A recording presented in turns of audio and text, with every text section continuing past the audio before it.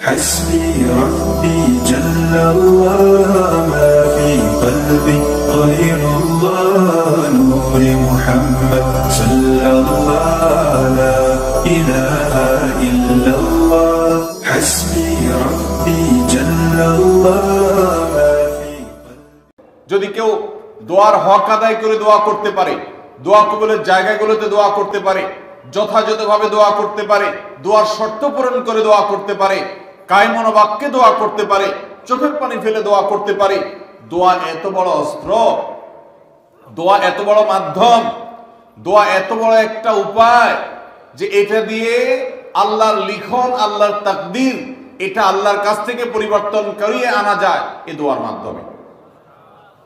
অথচ এই দোয়াও আমরা বেশি মানুষ করতে পারি না। আমরা হুজুরদের দিকে চায় থাকি যে হুজুরদের সাথে আমরা শুধু আমিন আমিন বলবো, নিজেরা আল্লাহর কাছে দোয়া করবো এটা আমরা জানি না। অথচ আল্লাহ বলেছেন উদউনি আস্তাজিব লাকুম, তোমরা আমার কাছে দোয়া করো, আমি তোমাদের দোয়া কবুল করব। অতএব ভাইরা আমার, আমরা আল্লাহ রাব্বুল আলামিনের কাছে আমাদের ভাগ্যে যেন ভালো কিছু লেখা হয়, সেজন্য আল্লাহর কাছে বেশি বেশি করে দোয়া করব।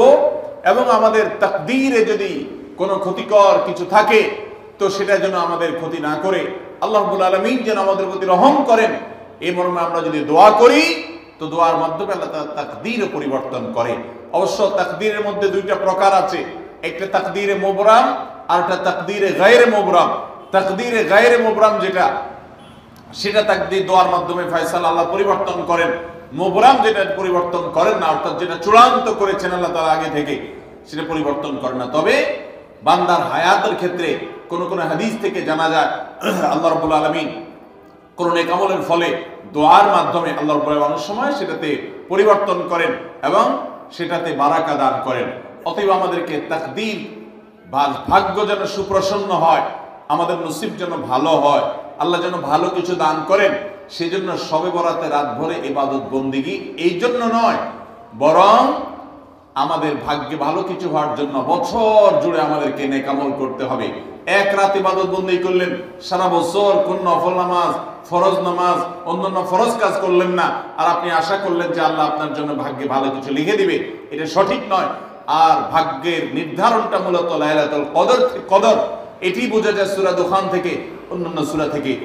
অতএব আমাদের সবাইকে আমাদের ভাগ্যে ভালো কিছু লেখার জন্য বেশি বেশি আমাদের 5 ওয়াক্ত ফরজ নামাজ সহ আল্লাহর সমস্ত ফরজ বিধানগুলো মেনে চলতে হবে, হারাম এবং গুনাহের কাজগুলো থেকে বেঁচে চলতে হবে, এবং সেই সাথে আমাদের সবাইকে বেশি বেশি করে বিশেষ করে নেককারদের কাতারে শামিল হতে হবে।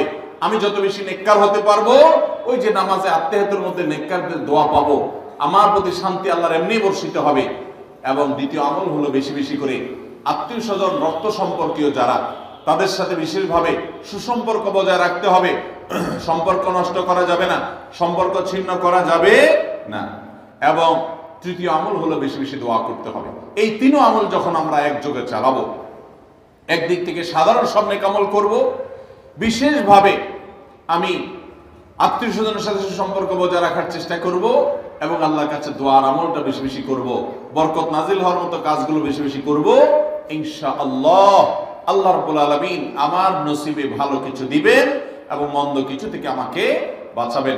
নবী করিম সাল্লাল্লাহু আলাইহি সাল্লাম আল্লাহর কাছে দোয়া শিক্ষা দিয়েছেন, আল্লাহুম্মা ইন্নী আউযু বিকা মিন দারকিল বালা, আল্লাহুম্মা ইন্নী আউযু বিকা মিন সুইল কাদা। আল্লাহ, আপনার কাছে আমার ভাগ্যের ক্ষতি থেকে আমি আপনার কাছে পানা চাই। অর্থাৎ আমার তাকদীরে কাজার মধ্যে যদি কোনো ক্ষতিকর কিছু আপনি লিখে থাকেন, তাহলে সেই সুউল কাজা, এটা থেকে আমি আপনার কাছে পানা চাই। অতএব এই মর্মে আল্লাহর কাছে যত বেশি আমরা দোয়া করব, আল্লাহ রাব্বুল আলামিন আমাদেরকে তত বেশি হিফাজত করবেন। আল্লাহ তাআলা আমাদের নসিবে দুনিয়া এবং আখিরাতে, ইহকালে এবং পরকালে ভালো কিছু লেখেন, আমাদের নসিবে যেন ভালো কিছু হয় সেই তৌফিক আল্লাহ তাআলা আমাদেরকে দান করেন। আমরা সবাই আমলগুলো করবো তো ইনশাআল্লাহ। আল্লাহ আমাকে আপনাকে আমাদের সবাইকে আমলের তৌফিক দান করুন। জাযাকুমুল্লাহু খায়রা ওয়া আখিরু দাওয়ানা আনিল হামদুলিল্লাহ। সালাতুল্লাহ আলা মান সাদরু বিন নূরি বাশরুর আল মুস্তাফা।